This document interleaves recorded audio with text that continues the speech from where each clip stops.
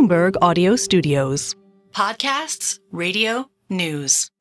This is Bloomberg Business of Sports. The business of sports can be intimidating or hard for a startup to break into. We really appreciate when our owners are actually there, with us through the journey. Teams, ours especially, have been very intentional to diversify at all levels of the company. I think we're in the golden years for the NFL and college football. Our demographic reach has continued to expand. This is going to be really unlocking the streaming platform for sports fans. Sports valuations are rising. We'll see when they peak. You don't have to be the best in your sport to make a whole ton of money. Bloomberg Business of Sports from Bloomberg Radio. This is the Bloomberg Business of Sports show, where we explore the big money issues in the world of sports. I'm Michael Barr. I'm Scarlet Fu. And I'm Damian Sassower. On the lineup today, streaming service Roku secured exclusive multi-year rights for MLB's Sunday leadoff baseball games as part of their Roku Sports Zone package. We'll get the details on how this agreement came to be with the president of Roku Media, Charlie Collier. So we've built, a sports experience where if you're a fan of the NBA, we not only have access to every NBA game in an easy way, and we can help you find it no matter which service it's on, but we also have an exclusive NBA Fast channel, which is doing really well. And we have G League games, and we have ways to super serve the fan that I think are really important and really only possible because, an open ecosystem platform like ours can make that simple. Plus, the world's most valuable women's sports team just got a buyer, an LA power couple, TV journalist Willow Bay and her husband, Disney CEO Bob Iger. We'll speak with Bloomberg sports reporter Vanessa Perdomo on this record-breaking deal, as well as the New York Liberty's long path to success. That is straight ahead on the Bloomberg Business of Sports show. But first, it was mayhem in Miami last Sunday at the Hard Rock Stadium for the Copa America final. Video circulating online showed scores of fans climbing over steel fences, shimmying into breached ventilation ducts, and rushing stadium gates. The start of the match between Argentina and Colombia was delayed for over an hour. And for an event meant to serve as a dress rehearsal for the World Cup tournament in 2026, it has now raised many questions about the U.S.'s ability to maintain crowd control and security. With more on this story, we're joined by Bloomberg senior reporter Michael Smith. Michael, welcome to the Bloomberg Business of Sports. Thanks for having me. Well, mayhem is a kind word because I saw the video of that, and I'm still trying to wrap my head around, if you didn't have a ticket, why are you showing up in the first place? Yeah, I was there, and it was one of the most shocking things I've ever seen, and I've seen a lot of shocking things in my career. It just was astounding, the chaos. I think that's really the only way to describe what was going on right up until game time and well into what should have been game time. They actually had to delay the game by more than an hour because of this. And I think it was just a colossal miscalculation on how to handle a crowd like this. It took place at Hard Rock Stadium where the Dolphins play, where you have F1, you have a lot of respectable giant events. The Super Bowl's been there before. But this level of a soccer match is an entirely different animal, and I just think the authorities weren't prepared for it. So you said a lot of interesting things there. This level of a soccer match. What is it about this level of a soccer match that authorities thought was not a big deal compared to, say, a Dolphins game or a college football game or a Taylor Swift concert? Well, I think because of the emotion involved, and it's not. These aren't two commercial franchises that were playing. These were two countries that were playing. Mm-hmm. It's like a regional World Cup. And soccer, or football as it's known everywhere else but America, is an incredibly emotional sport. It's part of people's national identity on a massive scale. The difference also is that it occurred in Miami, where there are major populations of Colombians and Argentines, which were the two teams facing off. So you had a huge amount of people in Miami that wanted to be there. They wanted to see their team. This was something they've been waiting for a long time, and so they just went to the stadium. And this is something that you see in Latin America. People want to be there, whether they have tickets or not. They just want to be near the game. And, of course, at Hard Rock, they have a giant screen outside, so I would assume they figured, well, if we can't get in, we'll we'll just watch it outside. It'll be amazing. So I think that's what happened. But who is really to blame here? I mean, is it the Miami police force? Is it Dade County? Is it CONMEBOL? I mean, the organization that runs Copa America? Who's to blame? Well, it's hard for me to say, but I can tell you there's a lot of blaming going on. CONMEBOL, for example, blamed Hard Rock Stadium. They put out a statement, which my colleague J.P. Spinetto pointed out in his column. They put out a statement saying that they urged Hard Rock Stadium to set up perimeters outside the stadium like they do in South America. In other words, check everybody's ticket well before they get, even close to the stadium and not let anybody past. But Hard Rock denied their request and said they didn't want to do it. That's what CONMEBOL says. Hard Rock blamed the unruly fans that just basically overwhelmed them, and they sort of, basically were saying that there's nothing we could do. It was impossible this is something impossible to have forecast or even prevented, so to speak. The Miami-Dade County, which has jurisdiction over the stadium and, had hundreds of cops there to try to keep order, they blamed unruly fans. They claimed that, I'm talking about the county mayor, which really runs Miami. She came out and said that they had double the amount of security they have for a Super Bowl, I think 800 law enforcement officials, and they thought they were prepared, but they just basically could not stop the unruly fans. So you have a lot of blame going on, but the bottom line is, they held this event, and what happened is what happened. So there's a lot of blame to go around. But wait, there's more. And this happened after the game. The president of the Colombian Football Federation and his son were arrested for hitting two security officers and pushing another at Hard Rock Stadium. I am stunned. It's like, what in the hell happened? Yeah, I mean, I saw the images. I didn't witness this, so it's I don't really have the reporting personally to know what happened. But I've seen the media reports and I've seen the video on YouTube, et cetera. And what I can tell you is that I witnessed a lot of yelling and screaming between people that apparently had tickets and had paid a lot of money for tickets and could not come in, and the police on the other side of the barriers. Emotions were really running high, and I don't think that excuses. Those two gentlemen were charged with very serious assault crimes, and the images look like it was quite a brawl going on. But I can only tell you that I saw a lot of altercations like that, and I saw people, had there not been a barrier between them and the police, that probably would have been more incidents like that. And it gets back to just the emotions of a game like this, and for the need to find a way to keep people separated, and to keep out people that don't have tickets, and to manage the crowd with everything that entails, and that didn't seem to happen. So, Michael, what's important here to add as well is that this was a little bit of a dress rehearsal for the World Cup, because Hard Rock Stadium will actually be hosting a number of World Cup games in a matter of 2 years. That's correct, and it was billed as such, as a dress rehearsal, sort of. I think it was a good venue for a dress rehearsal. I mean, the difference with the World Cup is you have many, many more nationalities involved and venues and games, et cetera. And you have a final that's going to be very emotional, no matter who gets there. So this was considered to be the dress rehearsal for the United States. There were multiple issues that probably going to need to work out, starting with what happened, at the final. But there were a lot of other incidents and problems that arose, as I think any major multinational sports event has these problems.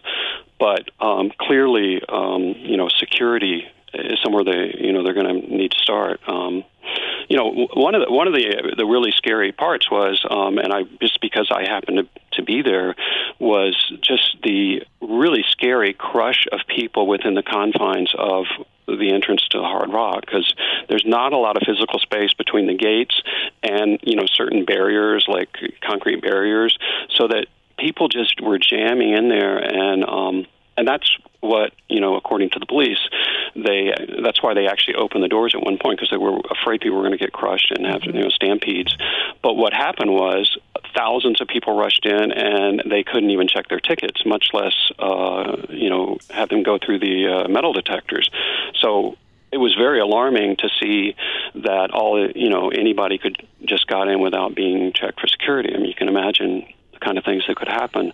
Thank God nothing happened like that, security-wise, threat-wise. But these are all things that I'm sure the authorities. Well, the county actually has ordered a review of what happened, and there's all kinds of soul searching going on. So, we hope that this is not going to be what we're going to see at the World Cup. But it certainly shocked a lot of people and made a lot of people question how are they going to deal with the World Cup if they couldn't really deal with this.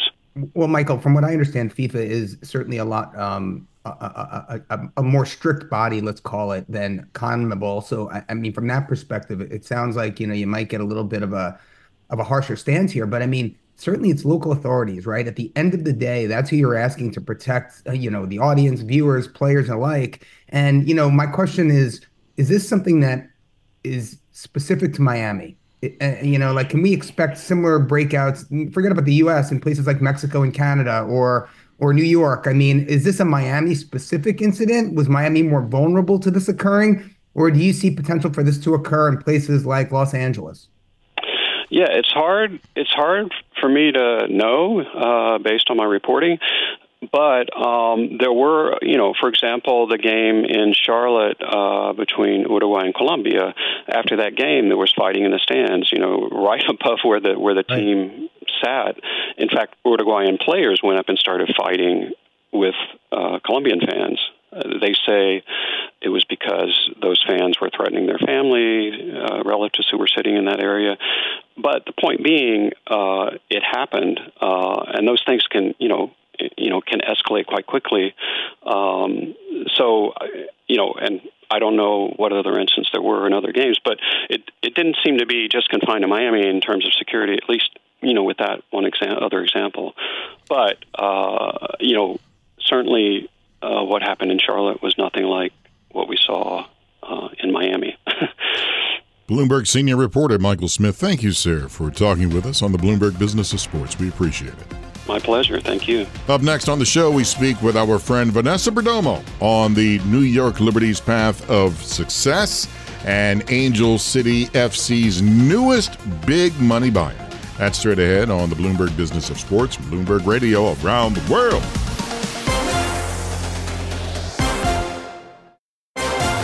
This is Bloomberg Business of Sports from Bloomberg Radio. This is the Bloomberg Business of Sports show, where we explore the big money issues in the world of sports. I'm Michael Barr, along with Scarlet and Damian Sassower. Willow Bay and her husband, Walt Disney Company Chief Executive Officer Bob Iger, are taking over the Los Angeles women's soccer team, Angel City Football Club, in a deal that values the team at $250 million, the most of any women's sports team worldwide. However, will this extra injection of cash lead to success on the pitch?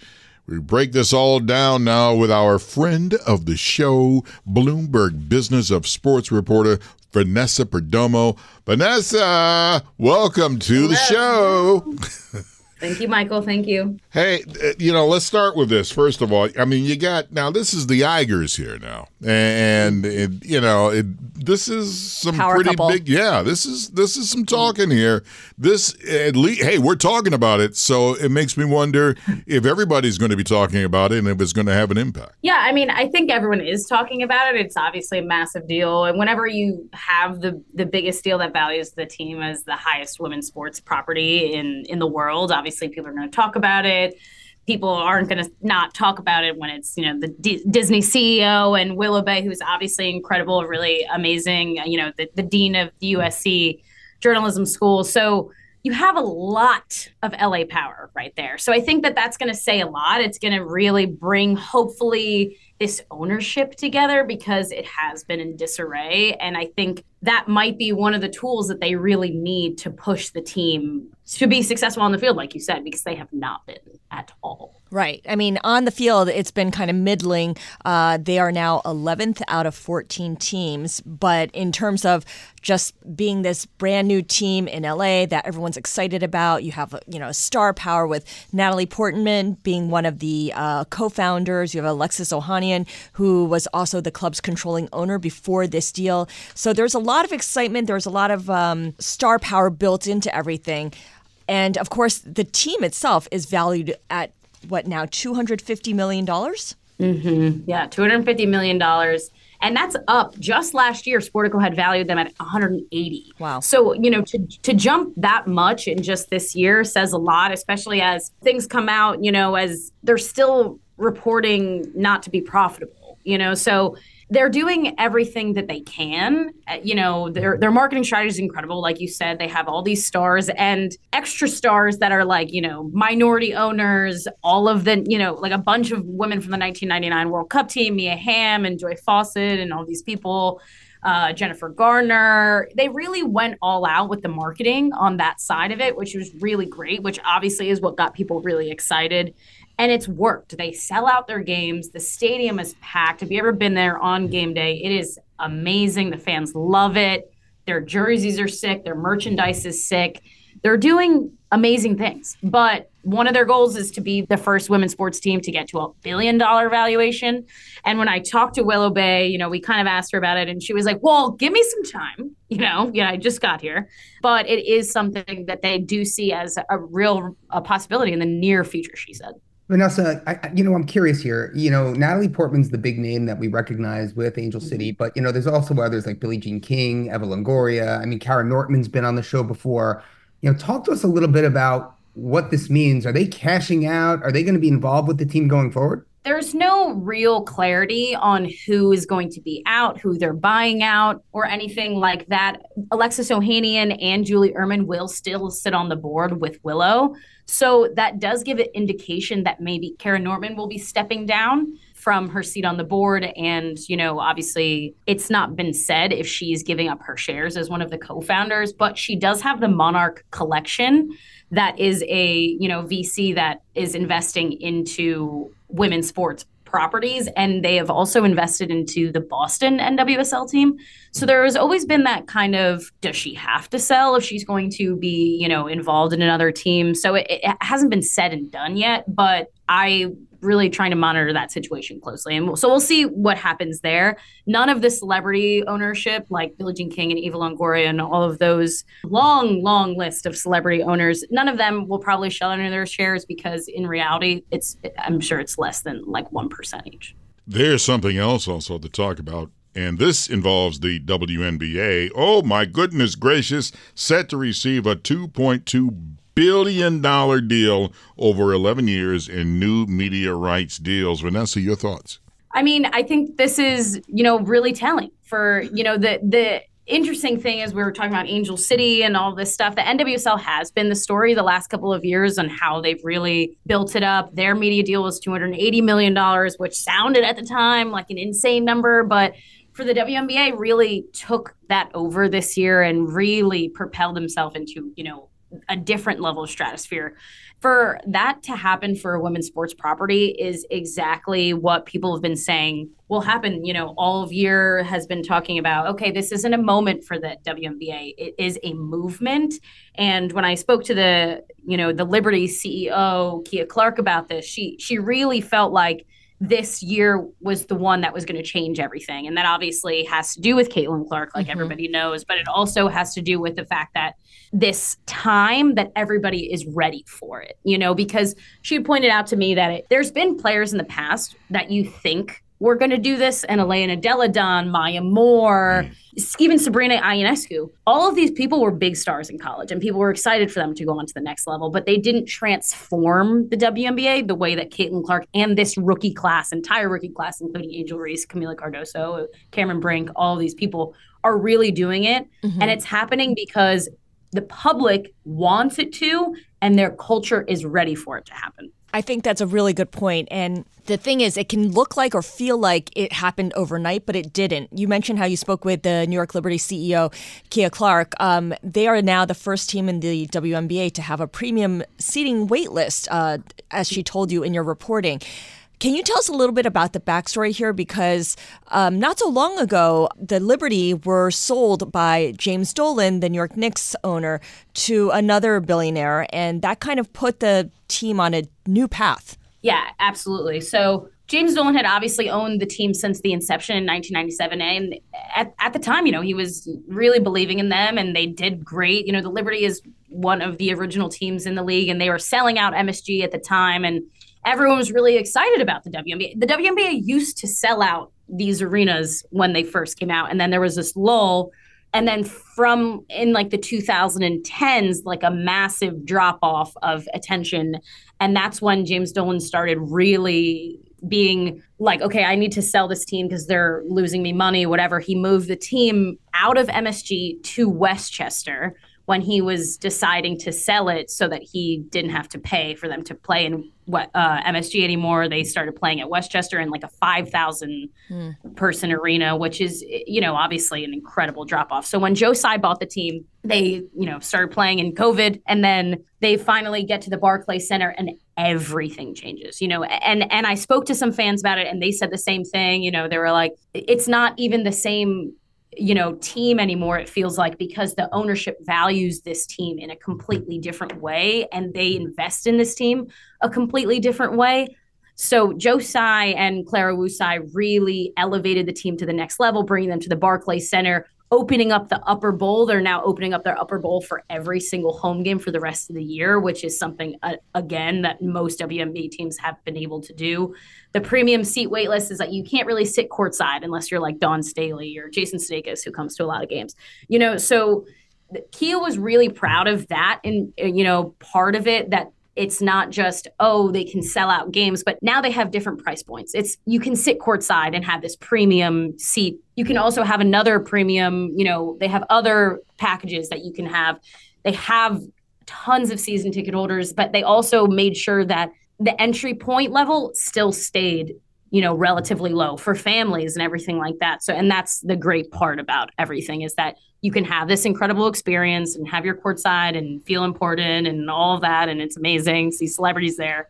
But as a family, you can still go for a family of four for under $100. Vanessa, you and I are both, we're both, recovering college athletes. So we can connect to this. And, you obviously in football, myself and in cornhole. But, my question is this: in between matches, how important is it to fly private? Because if I'm not mistaken, the Tsais, who now own the Liberty, were fined by the WNBA for, providing the team with charter flights between games. And now that's become the norm. And it just, to me, it's just so evident that they were so far ahead of the curve in the WNBA, its future success, extracting potential. I mean, what makes the Tsais different? What did they see that James Dolan didn't? It's exactly it, Damian. They saw this early on. And when I talked to Sabrina Ionescu about this as well, she was like, they saw this early as an investment, as a business, and all of this before it was cool to own women's sports teams. Because now it's everything. Now everybody wants a piece. Everyone's like, yeah, I'll get into it. But they saw this differently. And when I spoke with her as well, she definitely mentioned the fact that they don't see them as a different property than the Nets. They see them differently, but not on a different level. She was like, I've come into this organization. I've always been here.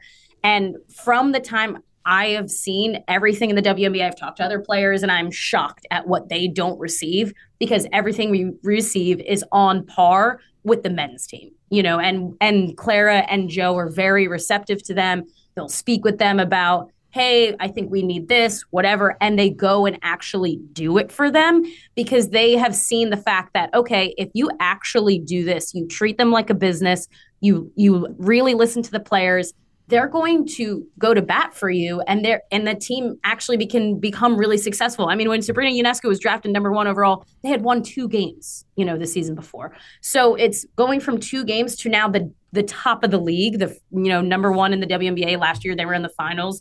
Hopefully they get there again this year. As a New Yorker, I'm a big, Liberty fan, but, I just think that Clara and Joe saw this early on because they felt okay, well, if you're going to buy a team and invest in them, not as a charity or as a second thought.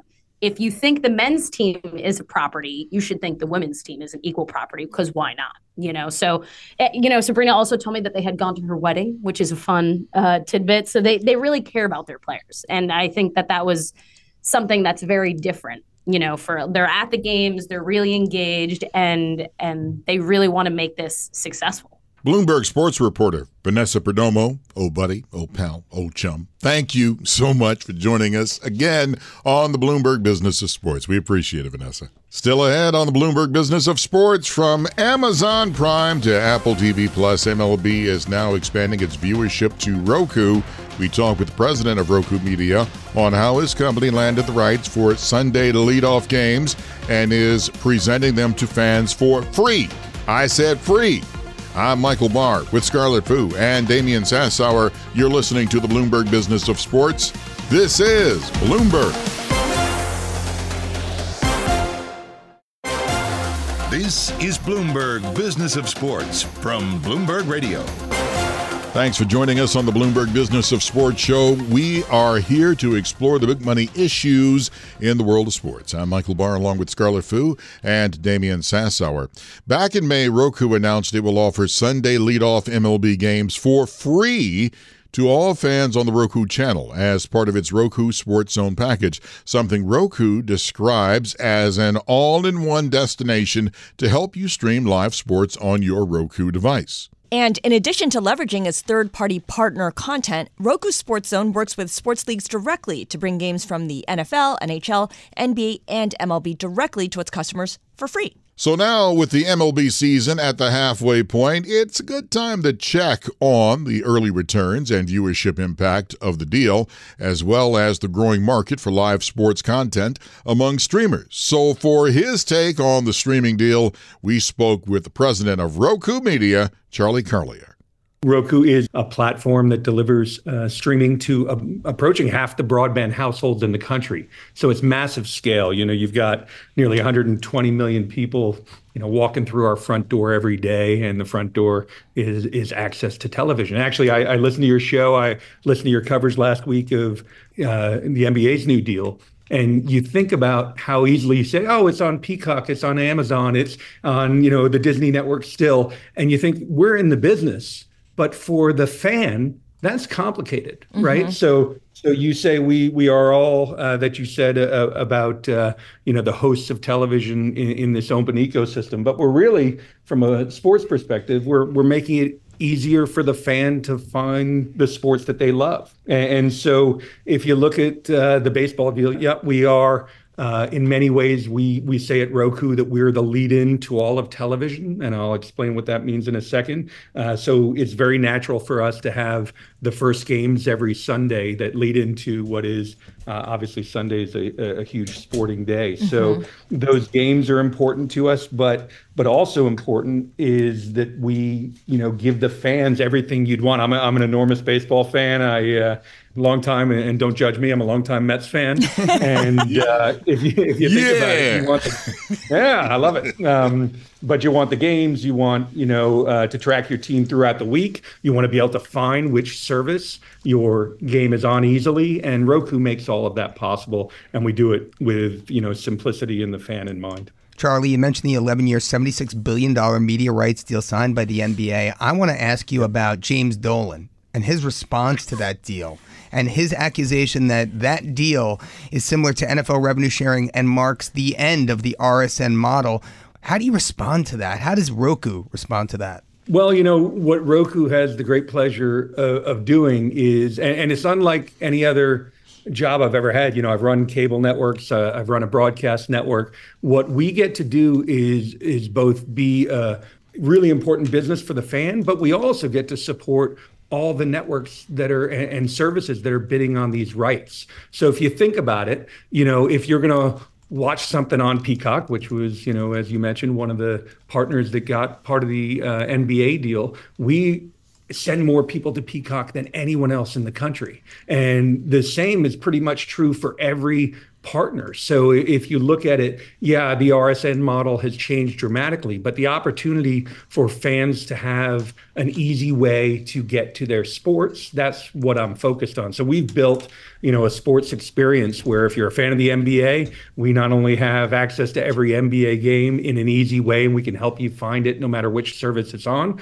but we also have an exclusive NBA Fast channel, which is doing really well. And we have G League games, and we have ways to super serve the fan that I think are really important and really only possible because an open ecosystem platform like ours can make that simple.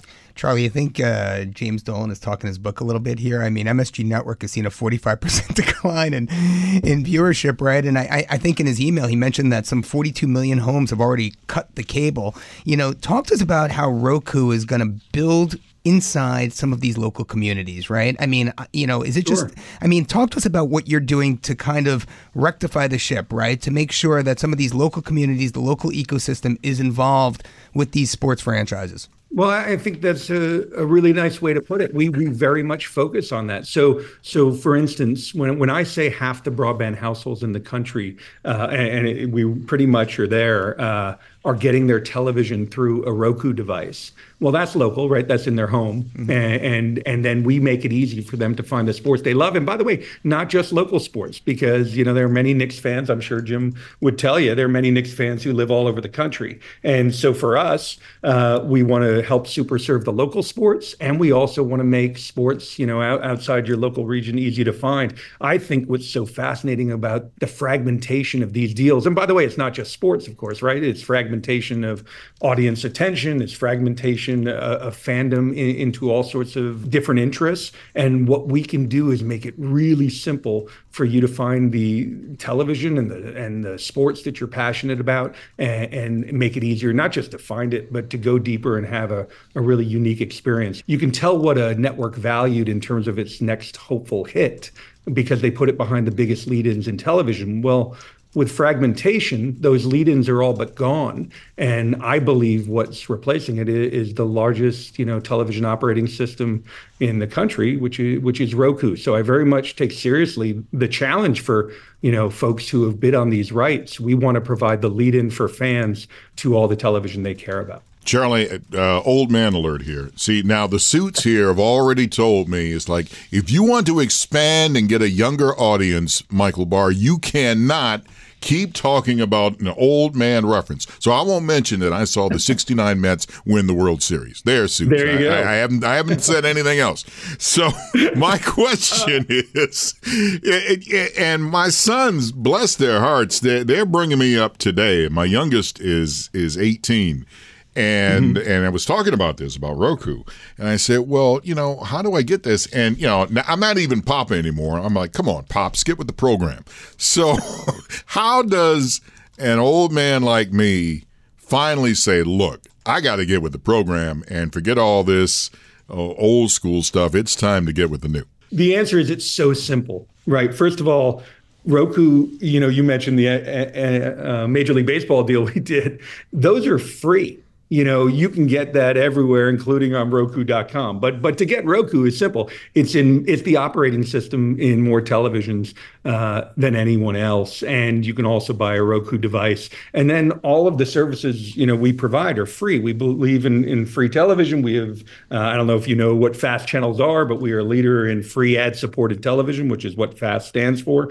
But what I think is really easy in the context of you saying an old man alert is that if you get a Roku device, we suddenly are an easy host of television for you. Again, I find it so interesting, especially on a Bloomberg podcast. We speak about these rights deals as if it's not affecting the fans. And of course it is. If you go from, all right, here's an old man alert. You go from, Twib notes and the game of the week way back when.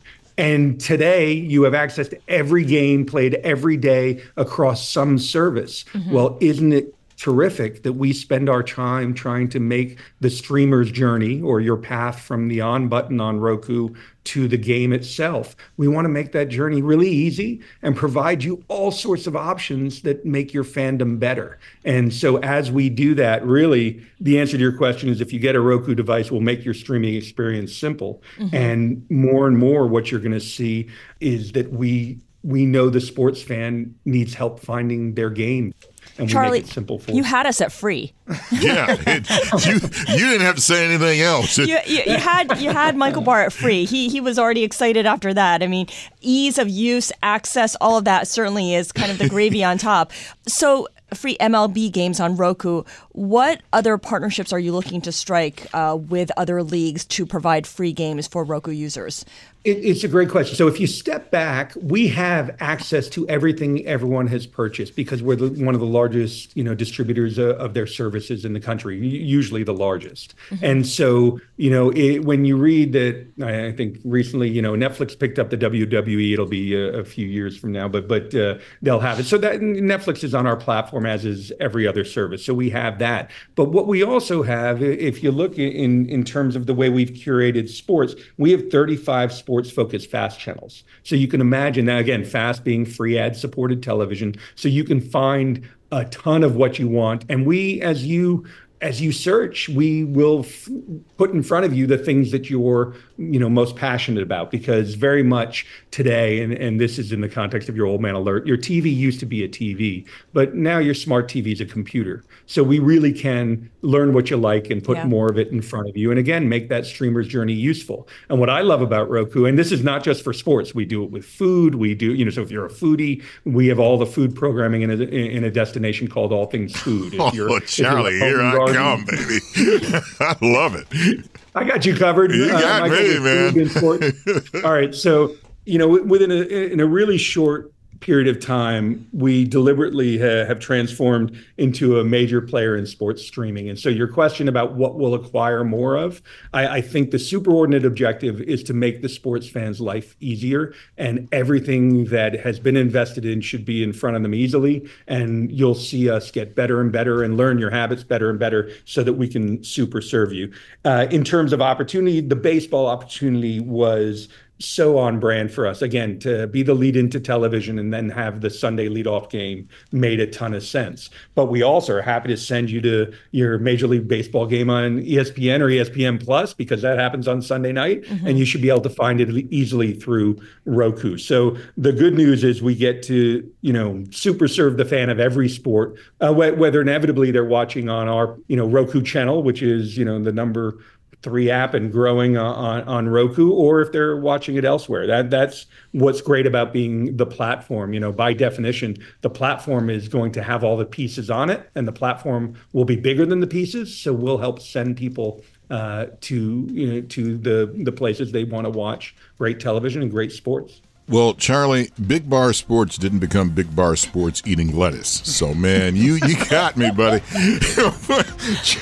Charlie Collier, the president of Roku Media, thank you so much. You're so kind to come on the show and talk with us. Thank you again, Charlie. Thank you, and keep up the good work. It's a fun listen. That was Charlie Collier, the president of Roku Media. And that does it for the Bloomberg Business of Sports. Special thanks again to Bloomberg senior reporter Michael Smith and to Bloomberg Business of Sports reporter Vanessa Perdomo for their insights and reporting this week. And thank you for joining us. Tune in again next week for the latest on the stories moving big money in the world of sports. For my colleagues Scarlet and Damian Sassower, I'm Michael Barr. You've been listening to the Bloomberg Business of Sports from Bloomberg Radio around the world.